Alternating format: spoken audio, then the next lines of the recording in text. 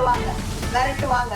அதே அடுத்த நாள் போய் பிஜேபியில சேர்ந்துட்டாருன்னு வச்சுக்கோங்க, இல்லன்னா கூட்டணி வச்சுக்கிட்டாருன்னு வச்சுக்கோங்க, சுத்தமாயிருவாங்க. அடுத்த நாள் அந்த வாஷிங் மெஷின் தூக்கி போட்டு ஒரு சுத்துவாங்க. ஆச்சி மசாலா, எந்த சமையலும் ருசி தேடும் ரகசியம் 20 ரூபாய். அப்புறம் எந்த கேஸும் இருக்காது, எல்லாம் காணாம போயிடும். அதனால எடப்பாடி பழனிசாமி இந்த வாஷிங் மெஷின் போயிட்டாரு, தன்னை காப்பாத்திக்கணுங்கிறதுக்காக. இந்த தேர்தல்ல ஃப்ரிட்ஜ் கொடுக்குறேன்னு சொல்லிட்டாரு, அவர் வாஷிங் மெஷின் கொடுக்குறேன்னு சொல்லிருக்கலாம். ஏன்னா அதுதான் சரியா இருந்திருக்கும்.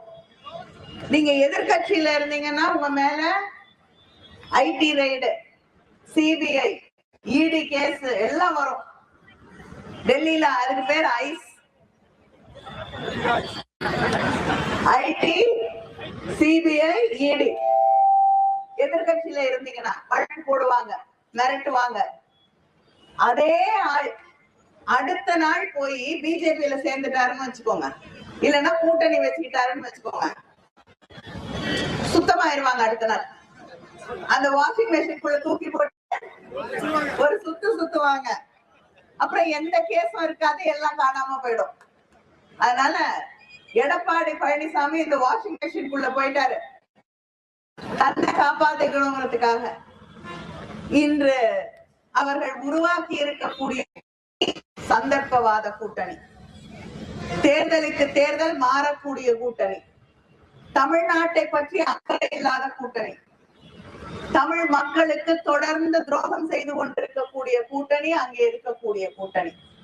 தமிழ்நாட்டுக்கு வர வேண்டிய நிதியை கொடுக்கறது இல்ல, நம்ம பிள்ளைங்க படிக்க வேண்டிய பணத்தை கொடுக்கறது இல்ல, தமிழ்நாட்டுக்கு என்று எந்த திட்டத்தையும் செயல்படுத்துறது இல்ல. மெட்ரோனா உங்களுக்கு அங்க இருக்கக்கூடிய இடத்துல மக்கள் தொகை பத்தாது, அதனால கொடுக்க முடியாதுங்கிறாங்க. ஆனா இதை விட கம்மியா மக்கள் தொகை இருக்கக்கூடிய இடங்கள்ல எல்லாம் இதே மெட்ரோ ரயில் ப்ராஜெக்ட் வட மாநிலங்களிலே தருகிறார்கள். எப்ப கட்டி முடிப்பாங்கன்னு யாருக்கும். அதனால அதை பத்தி பேசிக்கிட்டே இருக்கலாம். நம்ம பேசலாம், அடுத்த தலைமுறை பேசும், அடுத்த தலைமுறை பேசும்.